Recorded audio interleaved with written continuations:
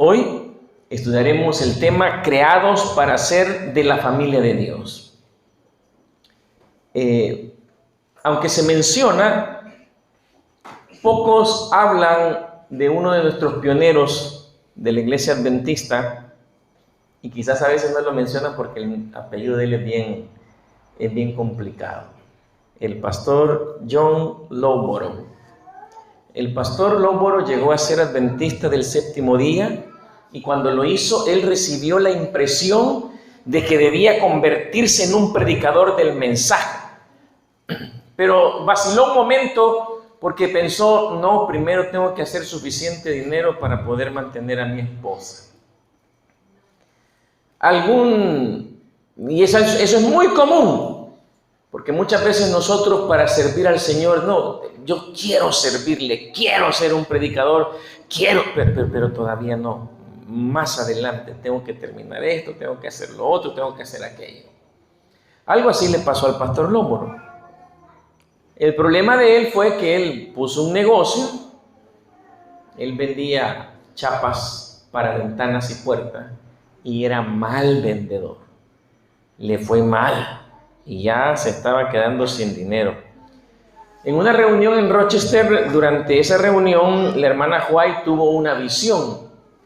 Y después de aquella visión, ella dijo ahí en público: el hermano Lowborough no está cumpliendo con su deber de predicar el mensaje, tratando de obtener medios para su sostén. El Señor me ordenó que le dijera: decide predicar el mensaje y yo abriré el camino para el sostén de tu familia. Imagínense ustedes que aquí en público le dijera: hermano fulano, Pedrito, Marillita, decide ser una misionera para el Señor y yo voy a proveer. Quizás no aceptaríamos. Después de la reunión, el pastor Lowborough fue a su casa y oró a Dios. Le dijo: Señor, iré confiado en ti de que proveerás para mi sustento y el de mi esposa. Cuando él hizo esa promesa, él en la bolsa solo tenía 3 centavos. Ese era todo el dinero que tenía. El lunes en la mañana la esposa llegó y le dijo: John, se terminaron los fósforos y necesito hilo. El pastor se sacó los 3 centavos del bolsillo y le dijo: Mary, este es todo el dinero que tengo. Consigue los fósforos con 1 centavo, compra el hilo que necesitas y por favor tráeme 1 centavo de cambio, porque no me quiero quedar sin dinero. Su esposa se puso pálida, hermano, no sabía que estaban tan arruinados. ¿Qué vamos a hacer?, exclamó. Y su esposo le dijo: voy a ir a predicar y dejaré que el Señor abra el camino para nosotros, como prometió hacerlo en la visión que presentó el sábado. Mary Lowborough se fue para su habitación a llorar. Lloró por 1 hora. Después, cuando se tranquilizó, salió y se fue a hacer las compras. En lo que ella andaba haciendo las compras, un hombre llegó a la casa. Era un caballero que estaba interesado en comprar cerraduras para ventanas. Habló con el hermano Lowborough en ese momento, hicieron un trato y el hombre le dijo: voy a traer el dinero y a mediodía le voy a pagar por la cerradura. El hermano se fue porque la fábrica de chapas que le proveía él estaba a 2 cuadras de la casa. Así que él se fue, hizo el pedido y trajo las chapas. A mediodía el negocio había sido cerrado. Aquel caballero le hizo una compra por $60 y al hermano Lowborough le quedaron $30 de ganancia. En ese entonces, hermano, allá por 1850, $30 era una fortuna, era muchísimo dinero. Si con 1 centavo se podía comprar, imagínese usted con $30. Cuando Mary Lowborough volvió de hacer las compras, encontró a su esposo muy contento y la esposa le dice: pareces estar muy feliz. Sí, le dijo él, yo estoy muy feliz, y le contó lo que había ocurrido y cuánto dinero había ganado en una sola venta. La hermana Mary no hizo otra cosa sino que llorar otra vez, y lloró por 1 hora más. Solo que esta vez lloraba por otra cosa, no por aflicción, sino por alegría. El pastor Lóporo fue obediente a la visión celestial. Llegó a ser un gran predicador de éxito. Fue uno de los últimos pioneros de la iglesia en fallecer en 1927, de una edad de mayor de 90 años. El pastor Lóporo fue el primero en escribir la historia de la iglesia adventista. Amaba tanto a la iglesia, amaba a su familia, que él quiso escribir la historia de su familia. Cuando nosotros nos bautizamos, nos unimos a la gran familia espiritual del Señor. Y cuando formamos parte de esta familia espiritual, nuestro Padre nos llena de bendiciones, hermano. Dios quiere una familia. Y queriendo esa familia, te creó a ti para que tú fueras parte de su familia. Este es el propósito, uno de los propósitos de Dios para tu vida. Él planeó que tú nacieras para formar parte de su familia. Tú eres de esta familia. Tú existes para ser miembro de esta familia. Tú no naciste para ser un otaku. Tú no naciste para ser un emo, un reggaetonero. No naciste para eso. Esta es tu familia. Si tú no crees en este propósito, todo lo demás será un fracaso en tu vida. La Biblia entera es la historia de Dios formando a su familia. Una familia que Él desea que lo ame, que lo honre y que reine con Él para siempre.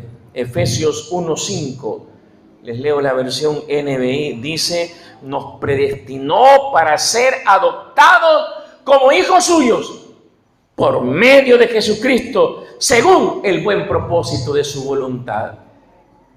No estás en esta familia simplemente porque tú te decidiste. Estás en esta familia porque Dios te predestinó, como a todos los seres humanos, para formar parte de esta familia.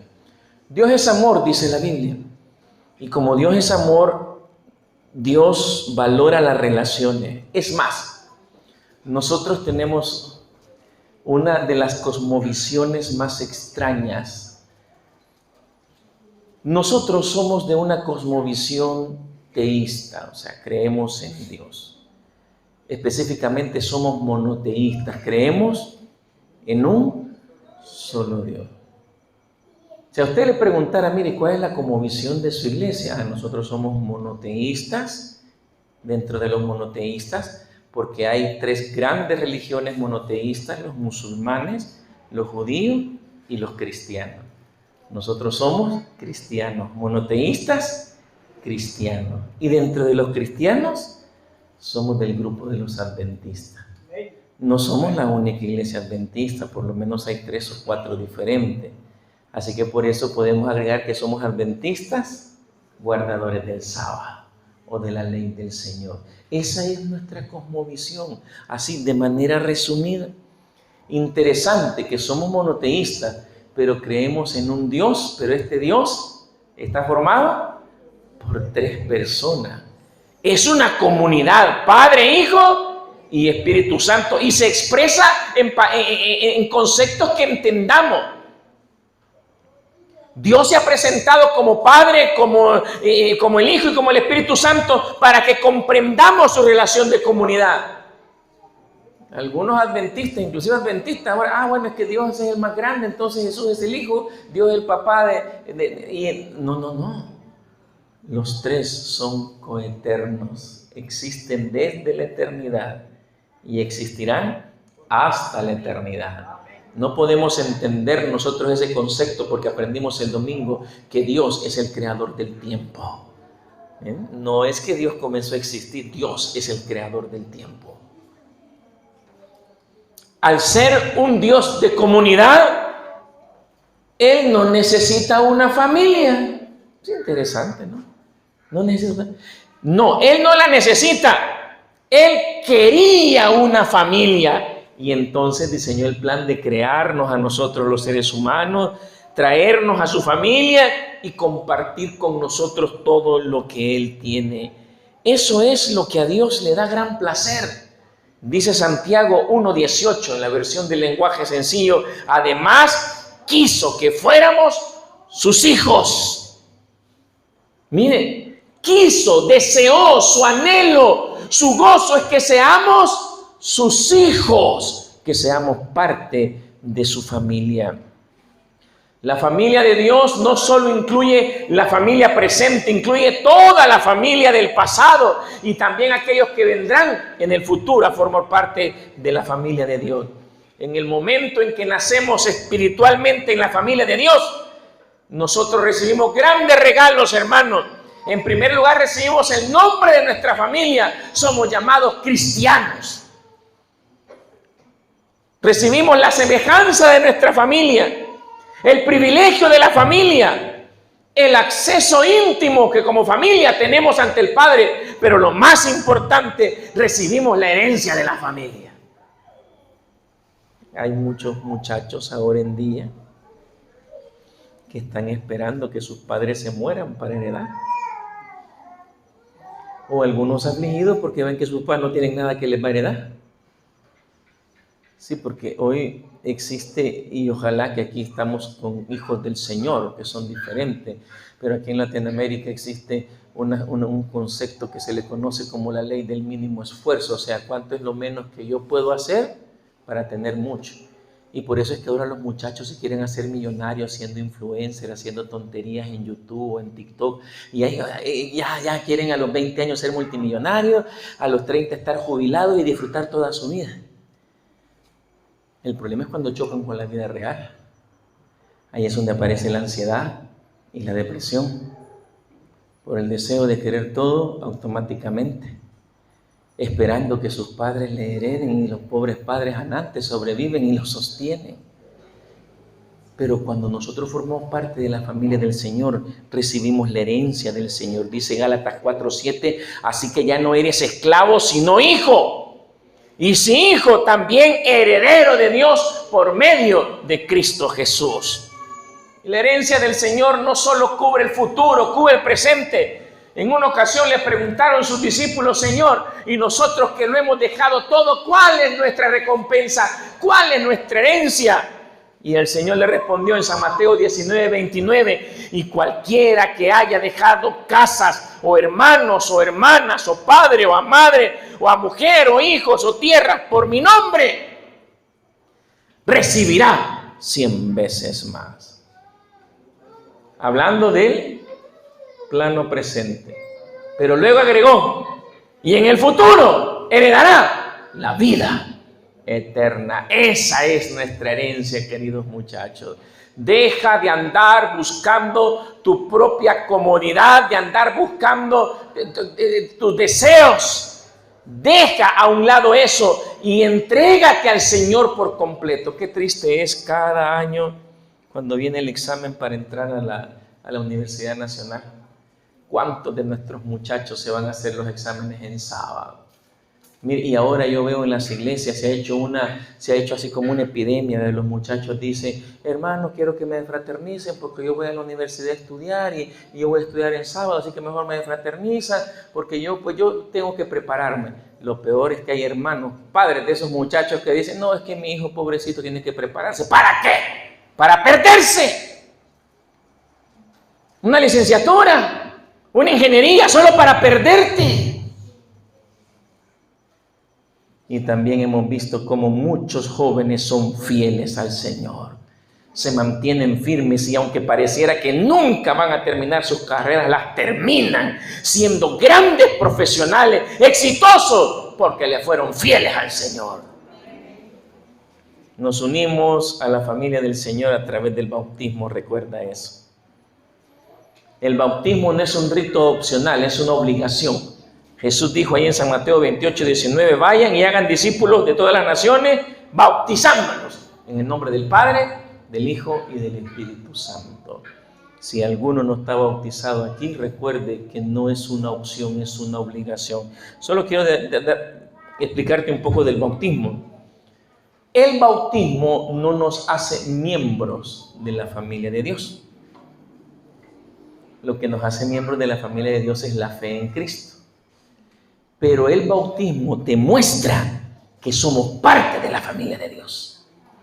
O sea, si tú no te quieres bautizar, Dios te respeta eso. Y no formas parte de su familia, no porque no te bautices, sino porque no tienes fe. El que tiene la fe suficiente automáticamente se bautiza. ¿Entiende?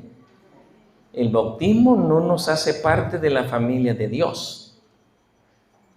Es una señal de que ya somos parte de esta familia. Ya te bautizaste, tienes que hacerlo, porque no es una opción, es una obligación para demostrar que somos parte de la familia de Dios. Hay algo importante. Cuando formamos parte de la familia del Señor, suceden grandes cosas. En el 2021, a finales de 2021, unos amigos que queremos mucho, Josué y Elsie, hicieron su viaje para Estados Unidos, como a muchos salvadoreños les toca hacer, porque ya no hay cómo sobrevivir, con sus dos pequeños hijos, una niña de 5 años, un adolescente de 14 años. Sin problemas llegaron allá a la frontera y pues les dijeron que el papá iba a ir con la niña pequeña y la mamá con el muchacho, con el adolescente. Primero iban a intentar pasar el papá. Antes de llegar al río para cruzarse, llegó la migra y lo agarró con la niña. No duró ni 24 horas, lo subieron a un avión y lo deportaron acá a la frontera del Naranjo con Guatemala. Y mi amigo Josué, él tiene un problema, él se pierde en la casa, le cuesta orientarse. Y para venirse para El Salvador tenía que agarrar como 5 buses. La esposa de él, que ya estaba en la frontera, habló conmigo y me dice, él se va a perder. Y andaba con la niña de 5 años. Así que buscaron a mi hermano, el que me trae aquí el transporte, ¿verdad? Él prácticamente solo el combustible les iba a cobrar y lo fuimos a traer. Me recuerdo que a las 2 de la mañana, allá por el Petén, unos policías en medio de una gran neblina, no se miraba nada, hermano. Y he escuchado historias raras ahí en Guatemala de los policías que no son tan buenos. Y yo ya sentía que nos comenzaban a despalijar todo, ¿va? Eran 4 y de repente nos dieron una Biblia y yo andaba mi credencial de misionero y entonces yo les dije, vamos para la frontera a traer unos hermanos nuestros que lo han deportado. Cuando escucharon eso de que éramos cristianos, que íbamos a traer a unos hermanos de nuestra iglesia, ya el policía más viejo de un señor ya, entonces le dijo al otro más joven, devolverle los papeles, y el otro joven solo se le queda viendo así como quien dice, que no le vamos a sacar pisto, pues. Y el señor le dijo, no, devolverle los papeles, y nos dieron hermano, y de ahí nosotros agarramos hasta traer a Josué con su hija. El asunto que él se había quedado ya con su muchacho de 14 años. Cruzaron la frontera, cayeron al otro lado y los devolvieron. Recién pasada la pandemia, no había lugares de refugio. Era el mes de diciembre, esa zona de allá es muy fría. Mi hija está viviendo por ahí en la Universidad de Montemorelos y hace poco estuvo a 4 grados. Nosotros aquí con 15 grados ya andamos con chumpa, con gorro y imagínense con 4 grados. Y él con su hijo, un varón de 14 años, estuvo allí en un parque, aguantando lluvia, con ese frío. Y de repente un día me dice, ¿qué hago? Era un miércoles, vaya a una iglesia adventista. Y ya le busqué yo por internet. El internet no solo es para jugar, muchachos. Es una buena herramienta. Tú decides si te pierdes con ella o la usas adecuadamente. Y le dije, mire, de donde usted está, a 3 cuadras, hasta el lugar hay una iglesia adventista, vaya. Tristemente no pude llegar a la iglesia porque ahí andan grupos de secuestradores, secuestran a la gente para después pedirle dinero a su familia. Y un vigilante ahí los dijo, métanse aquí que los van siguiendo. Me llamó llorando, ¿qué hago? No podía ni cruzarse ni podía regresar. Y entonces, hermanos, me recordé que tenemos una gran familia. Y comencé a buscar por Facebook todas las iglesias adventistas de esa ciudad. Habían como 7 u 8. Y yo dije, alguien me va a contestar. Y comencé yo a mandar mensajes en los messengers de las iglesias. Y hubo uno que me contestó, pero ¿quién iba a confiar? Hoy tanta estafa que hay, ¿verdad? Hasta que de repente en una sí me contestaron, un hermano increíble, no me recuerdo ya del nombre de él, quizás nunca lo voy a conocer de este lado de la eternidad, pero espero conocerlo allá cuando estemos en la tierra nueva, porque él es parte de nuestra familia, nos ayudó, tenía un puesto político muy importante en el estado donde él vivía, y me dice la hermana Elsie después, primer político honesto que conozco. Sí, porque el hermano le dijo, llegue a tal oficina, diga esto y esto y esto, y a usted la van a atender. No la tienen que atender ahí, pero cuando diga mi nombre la van a atender. Y cuando dice el nombre de ella, toda la gente se queda sorprendida y todo el mundo hablando en bien del hermano, era parte de nuestra familia. Le llevaron comida, la llevaron el sábado a la iglesia y le consiguieron que no la mandaran a esa frontera tan lejos, sino a la más cerca por acá. Eso es tener una familia, pertenecer a una familia, hermano. Somos adventistas del séptimo día, estamos en todo el mundo, pocos lugares faltan, y aunque no hablemos el mismo idioma, nos entendemos, sabemos que caminamos hacia la Canaán celestial. Por eso, al ser esta nuestra familia, tenemos también que proteger a nuestra familia, dice Efesios 4:3. En la versión NBI, esfuércense para mantener la unidad del Espíritu mediante el vínculo de la paz. Hoy en día es fácil atacar la iglesia. Muchos lo hacen a través de las redes sociales, del Facebook, del YouTube, y comienzan a hablar y que el pastor tal, y que la iglesia tal, y que la iglesia está perdida. No podemos hablar mal de nuestra familia. Y muchas veces los jóvenes se ponen ahí, no, que la iglesia me maltrata, no, que miren que esto, que lo otro. Chillando también ahí en las redes sociales. ¿Cómo podemos mantenernos como iglesia, como familia, si no estamos unidos? Somos pecadores, tenemos defectos. Si hasta en la misma familia carnal, hermano. ¿No es así? Mire, uno, y más antes, ¿verdad? Cuando las familias eran grandes, 6 hermanos, 8 hermanos, 10 hermanos, ¿verdad? Y nosotros fuimos 4 hermanos. Y no se lleva igual uno con todos. Y las familias grandes antes, ¿verdad? Y mire, que había de todo. Ay, yo les contara de la familia de parte de mi papá, nombres y tíos que mataban a sobrinos, hijos que le quitaban las mujeres a los papás, terrible. Pero también personas buenas, bondadosas. Mi bisabuelo crió a mi padre y a mi tío cuando la madre de ellos los abandonó. ¿Ven cómo es la familia? La familia carnal es imperfecta, pero amamos nuestra familia, ¿no es así? Aquel que ama a su familia no le gusta que hablen mal de su familia. Cuando maltratan a uno de los hermanos, dice, y no me andes maltratando a mi hermano, solo yo lo puedo hacer, dice. Sí, la sangre llama. No permitamos que maltraten a nuestra iglesia. No permitamos que maltraten a nuestros dirigentes, al igual que nosotros son pecadores, tienen defectos, son débiles. ¿O acaso nosotros no pecamos este día? ¿Cómo nos mantendremos unidos? Tenemos que defender nuestra familia. Mire, cuando todas esas tonterías que se publican ahora ahí por Facebook, no las compartan, no les dé like, eliminen, salga de ese montón de grupos de criticones que hay ahora, sálgase de ahí, hermano, ese es Babilonia. Y el consejo es salir de ella, pueblo mío. El mundo será impactado no por una iglesia dividida que se critican los unos con los otros. El mundo será impactado, queridos jóvenes, con una iglesia que se une. Rehusemos escuchar chismes. Apoyemos a nuestros dirigentes de la iglesia local, de la asociación, de donde sea. Aprendamos de esa manera. 10 años tenía yo cuando llegué a la iglesia. 1986. Mi madre llegó a la iglesia en medio de una crisis matrimonial terrible. Mi padre era un hombre que la maltrataba física y verbalmente. Un padre ausente que no estuvo con nosotros. Ese fue el padre que tuve. Cuando llegué a la iglesia se convirtió en mi familia.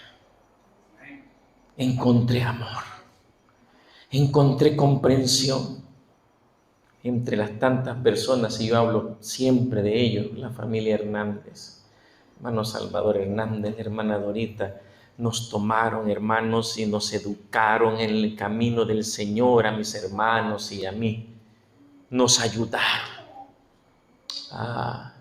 El año pasado, enero del año pasado, 2022, mi hermana Dorita